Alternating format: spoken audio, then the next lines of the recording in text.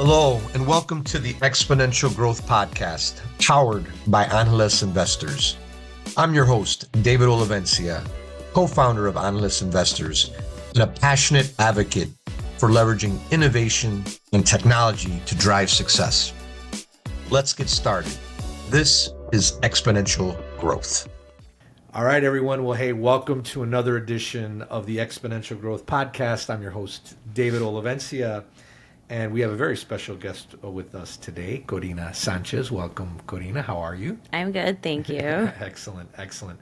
And I want to let everyone know this is being recorded live from Salvi Studios right in the center of Chicago, right across from the Google's Chicago headquarters. They're doing a lot of great construction over there. It's going to be amazing.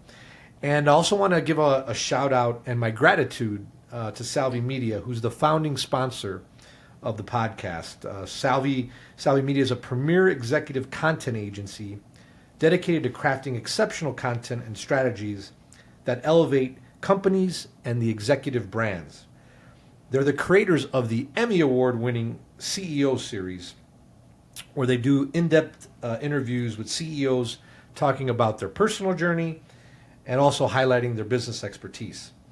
The CEO series can be checked out on Cheddar, Entrepreneur Magazine, and Reach TV. And Reach TV is in the airport. So sincere thank you to Salvi Media for all you're doing. And if you can, feel free to reach out to them for any services in those areas. And also podcast studios. You can come in here and do a podcast if you want as well, right in the heart of Chicago. So thank you again, Salvi Media, for making this possible.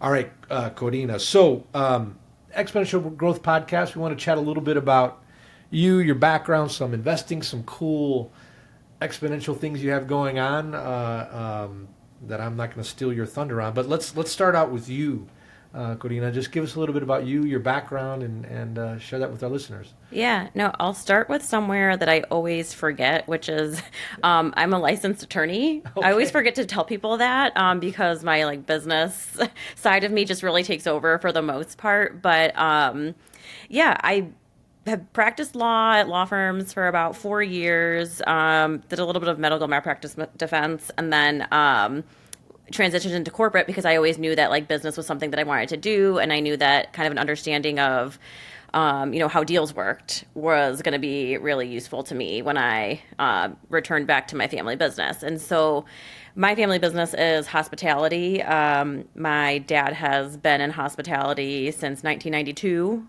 So he started with John Barleycorn in Lincoln Park. From there, the family's grown the businesses to now include 6, almost 7. It'll be 7 in April, later in April. Okay. Restaurants, bars, event venues here in Chicago. Wow. I mean, I knew 3 or 4, but I didn't know the 6. Can you share with us the 6?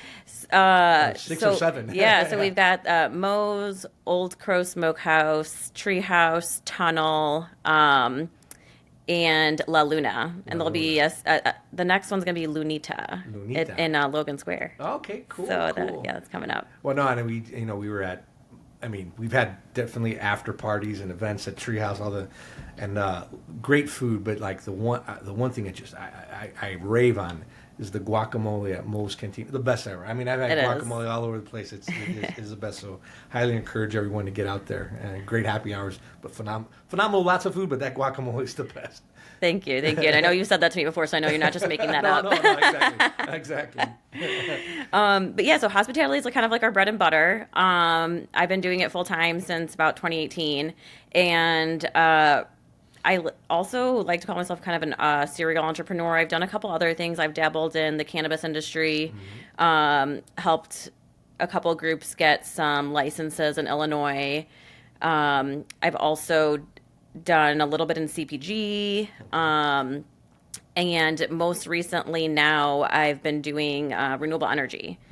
Yeah, so that's totally different than hospitality. Yeah. Almost 180 degrees different business, right? Oh, yeah. Yeah, and some of the things that I do, they stem from my love of hospitality and people. Mm-hmm. And this one specifically, it was just such a unique opportunity for an up and coming type of industry here in the U.S. Yeah, oh yeah. Because it's not up and coming everywhere else. Yeah, Like it's yeah, just yeah. here, really. Yeah. So it was pretty cool. So what's the industry? So tell our listeners about the industry and what you got going on. Yeah, so we've been working on this for about 3 years, from like ideation, and we are launching in August. Our operations will launch in Aguadilla, Puerto Rico.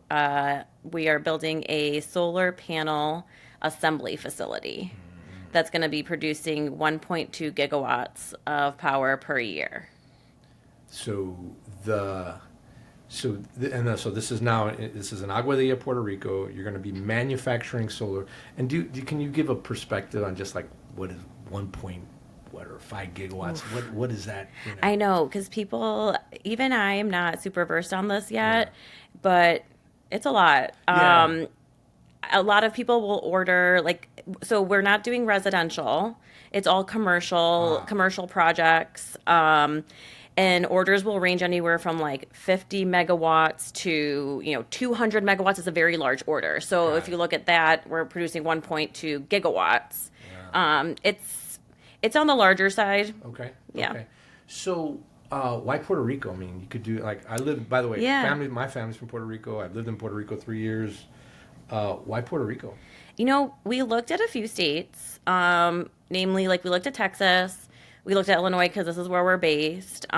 We got connected with Invest PR in Puerto Rico, and they really sold us on, of course, everyone's going to say, the tax incentives, sure. But the workforce is amazing. Yeah. They have one of the best engineering universities in Puerto Rico. And that is, we're going to be employing 200 people in our phase 1. Wow. When does phase 1 start, roughly? August. Wow. Yeah. Wow. August. Well, we're already starting to employ. We've already got about probably 10 people employed. Wow. And starting to kind of, we're going to start doing the kind of manufacturing portion, the engineering, the really feet on the ground type people real soon. But let's see, where are we going with this? Yeah, no. So you got this. So you've done hospitality. Oh yeah. Growing, expanding it, and it's not an easy business, right? It's you've got inventory, you got employees, you got menu, you have branding, marketing, event, and then you've done. Now you're in Puerto Rico, let's say it's still the U.S., but it's not necessarily the mainland, and you've got this business in a really cool industry that's growing, and this is more commercial, right? So they're using this, and they see it, so energy's huge, right? Energy's huge. You got AI driving data centers, you got this continuous demand, and I think we're not going to be able to supply it for energy. We look at exponential trends. And so you're saying, hey, we're going to create these. We're going to create them here. And I think there was another data point. Like, there's not that many like solar in the world, but definitely in the U.S. There's not. No. Is there any? Or in the U.S., there are some. Yeah. There's, I think, one someone set up in Ohio, and it's all been like this last couple years. So it hasn't been here for a long time. And a lot of them have foreign interests. So it's companies from China or companies from Europe that are expanding into the U.S. like via partnerships. Yeah. What's really unique about us is that we are 100% like American-owned, domestic-made, no foreign interests in our company. Yeah, and that's especially during this time, it's important. Okay, well, so thank you for that. Thank you for the background. Born and raised in Chicago, right? Born and raised in Chicago. Yeah, love the people here. Amen. Okay, so then now if we look at Exponential Growth podcast, we talk about, kind of call it technologies that are interesting to you, or where you're seeing exponential growth. I think you've given us a little hints, but we'd love to dig a little bit more why you see these are growth areas. Yeah.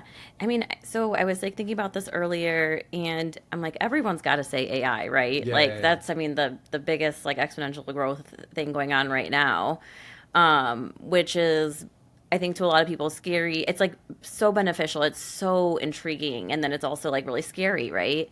I've been seeing kind of AI work within the hospitality industry specifically, and it's really like productive. It really takes me a lot less time to do a lot of things, and my employees. I mean, they use it like crazy.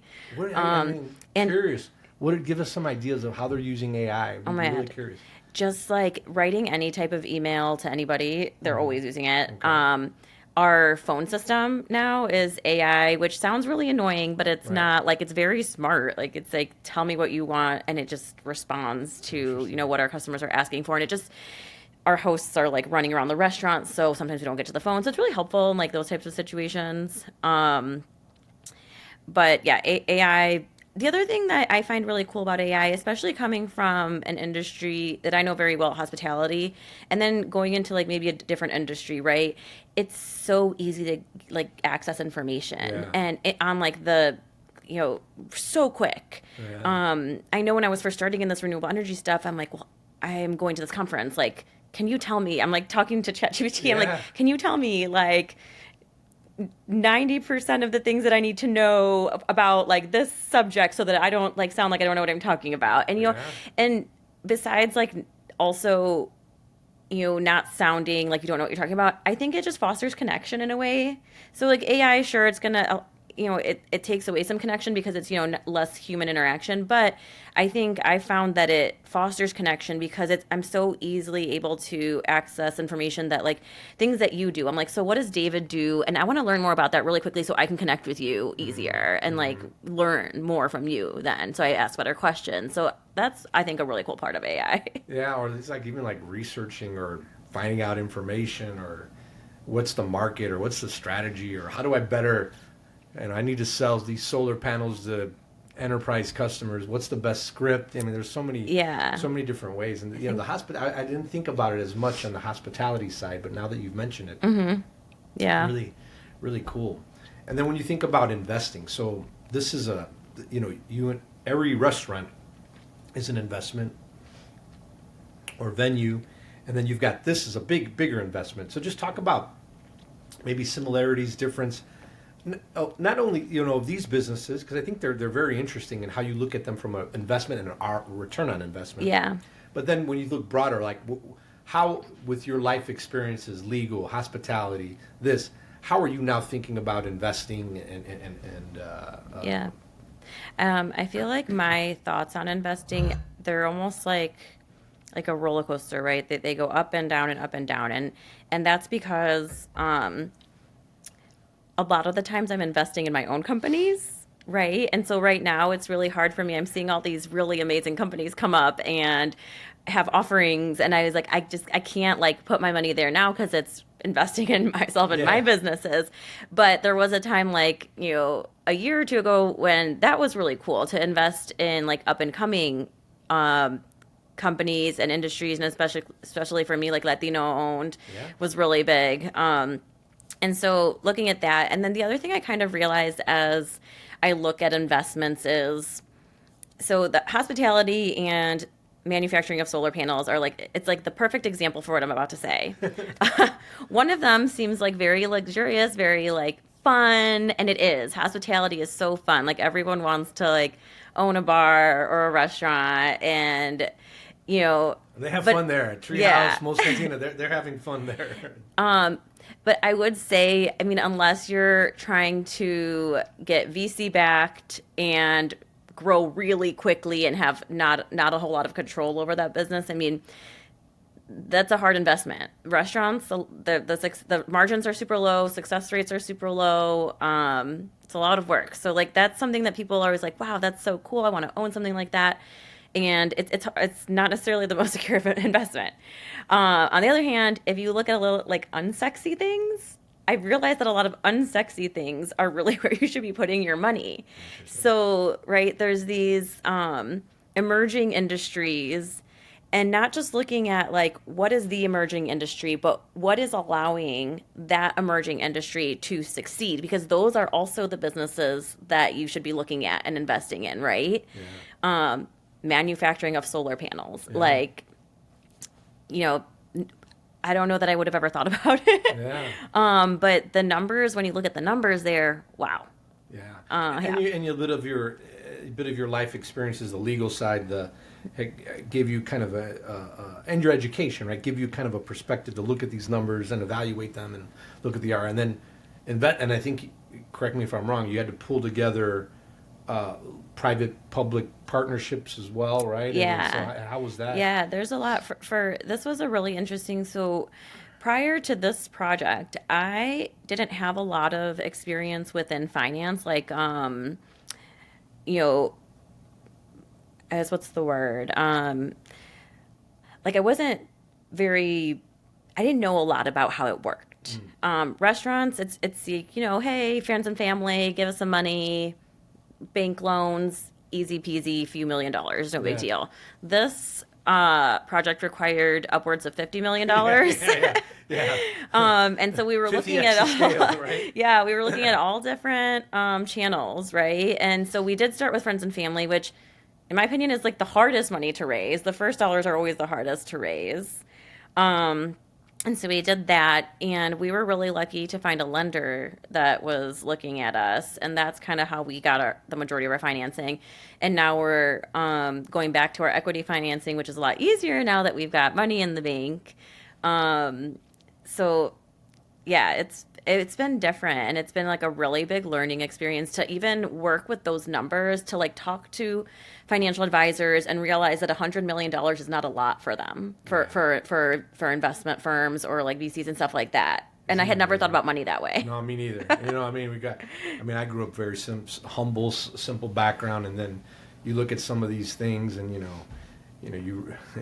you say there's some funds, right? That how big is your fund? Oh, we're raising a 20 to 25 million. Oh, sorry, we won't even look at you unless you're a $50 million fund, right? I mean, and then just the amount of money. Oh, this firm closed $1 billion fund, a multi-billion. It's just like when you begin to see this world of just the amount of capital that's out there flowing around and moving around, it's fascinating. It is, and it's like infuriating because the money's out there. Yeah.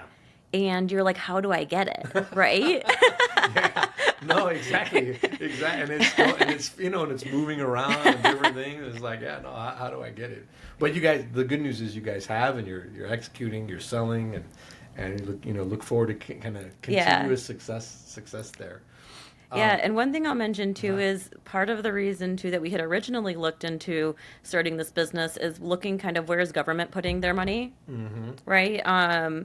They did, the IRA, lots of tax incentives, lots of grants and such going to renewable energy, which started, in the last administration. Yeah. I think some of it is getting clawed back, but for right now, it seems like a lot of those tax credits are staying because, onshoring manufacturing, so it makes sense. But what's funny is that government dollars are also really hard to get. Yeah. And we didn't end up getting that in the beginning, and, we had to move on to, like, our next plan. But the tax credits are still, like, really cool. So I think looking at, like, where the government money is going to is interesting. Yeah. So as you say, hey, there's some government incentives. How can I leverage those? It's a big market. I can, do that. I got to raise my own money. I got some friends and family, and I got to go to private equity, and you're kind of like hustling, pulling this, fighting, struggling, and putting this deal together. And kudos, it's not easy. And look, in restaurants, it's an extremely tough business. When we go out to eat, I always tell my kid, my daughter, she's a hostess too at a restaurant. I say it's just a tough business. It's a very, and like you said, I think, 80% I don't think make it after like a year or something like that. It's really, really, really, really tough business. So when you think about kind of what's next, what excites you, where, or do you go from 7 restaurants to 10 to 50, or do you, hey, you're going to do another plant, or are you going to continue to kind of grow out the family business? Yeah. What are your thoughts there? So for me personally, we've hired a really great and experienced, like within the industry C-suite for the renewable energy project. So we've got an amazing CEO, an amazing CFO. and I'm actually the CLO of the company, so I'm doing that. What's the CLO? The Chief Legal Officer. Oh, okay, all right. They make up these acronyms all the time. I know. No, the Chief Loving Officer. Yeah, I don't know. it could be that. I would rather be that. I love all my employees. I'm the Chief Loving Officer. Okay. I would rather be that. And so setting this company up for success, and I think being a part of the overall strategy is where I would like to be there. And then assuming that, goes well, and there's so much that could happen in that opportunity for us, which is either, growing another plant. We've talked about maybe doing one in Texas next. We love Puerto Rico, but, if we're going to serve Puerto Rico first, it's a small island, right? Yeah, Eventually we're going to have to ship out. So we were looking at Texas. We're also, it's also very likely we sell. Who knows? It could literally go anywhere at this point. And then I've got the other part of my job and career, which is hospitality. And I feel like, man, it's a headache. I think about growing it and I'm like, it's a headache. But I do love the people in hospitality. It's really fun work. I think it gives me the thick skin and the endurance and the adaptability that you need to succeed in other places. So yeah, we'd like to grow that in various ways, branch out in places that seem to go hand in hand. So recently we also launched El Grito Chicago in downtown on Grant Park to celebrate Mexican Independence Day. So that was our first year doing that last year, working with the city and doing that. And I see that as what is that specifically? So El Grito Chicago, so in Chicago, I think I'm sure you've noticed that the weekend of Mexican Independence Day, people are driving everywhere. They are. And so it's like the streets are packed. It's like getting out of exactly 50 concerts at one time across the whole city. Yep, you don't want to come into Chicago. And so we realized that that's a problem, and people are really looking for an outlet to celebrate that, right? Something that's not just driving around your car, And so we put on a festival last year during those days. We had 12,000 people per day last year. We're hoping to grow that this year to, maybe 20,000 if the police allow us per day. And so that's we put it on. Wow, cool. And it's different than a restaurant, but I see it as an extension of our brand because it's hospitality, hospitality. So I think doing things like that have always made me happy. And a big thing too is serving our community has always made me happy. So the fact that I could do that for the Mexican community, that I could maybe provide something that's necessary and wanted and needed for them, I think that's what I would like to do long term for me. Right. And then kind of connected to that, what I'm excited for just generally, it's funny because so all these statistics get thrown out, right, about Latinos are 20% of the U.S. population. Yeah, and I heard, 30. Yeah, we are. Yeah. When I say 50% of the youth, or 50% of the Chicago public schools, though.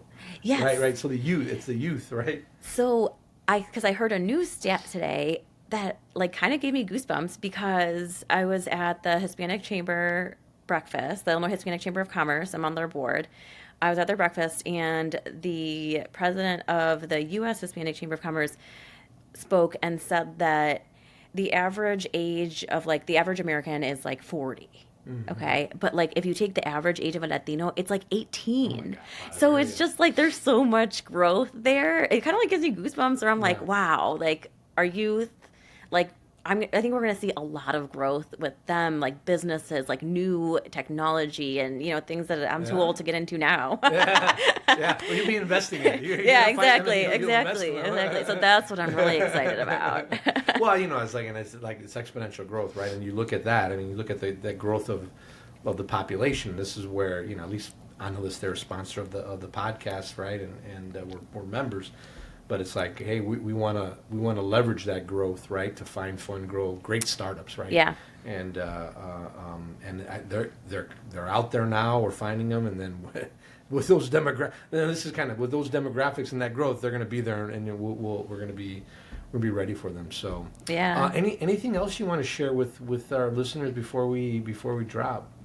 Oh no, I don't think so. I think I'm sure they're probably all confused about what I do now. But so anything you need me to do, I'm there. I'm just a hard worker. No, you are. And it obviously shows. How do people stay connected with you on social? I think they know in person. You can probably a lot of come on over to the bars. Exactly. Where do you spend most of your time, by the way? Just which bar are you spending most of your? Our office is on top of Moe's Cantina and River North, so you'll usually find me around there. Okay, so if you want to find her in person, there or Puerto Rico, Yeah, exactly. or Puerto Rico. Yeah, and Aguadilla, if you guys, it's like on the other side of the island, other north side of the island. And then on social, how do people follow you, Korina? I've been recently, because of the solar panel stuff, I've been really active on LinkedIn, so that's a great place to connect with me there for that. And then Instagram, if you want to see, my new baby and a little bit of. Baby? She's good. She's 7 months now. I can't believe it. So if you want to see a little combo of, I try and do business and personal there a little bit, just so people get the full picture. Oh yeah, do you have your LinkedIn? I'm sorry, the Twitter. Instagram handle. It's at Kori10, Kori 10. Yeah, with a K. Yeah, with a K. Well, Korina, it was great to have you. Thanks for making it a priority. Come in, share a little bit of your story. Amazing story, what you guys have built on the hospitality side. This amazing new venture that you have, and then kind of all the cool, exciting things. El Grito. We'll look for that next year. Yeah. Mark your calendars. What is that? It's going to be this year, September right? 13th and 14th. Yeah, mark it on your calendars. Get out here, but get yourself out to one of their great restaurants and enjoy. Have some great food. Korina, thank you so much. Yeah, no, thanks. This was so fun. All right, thank you.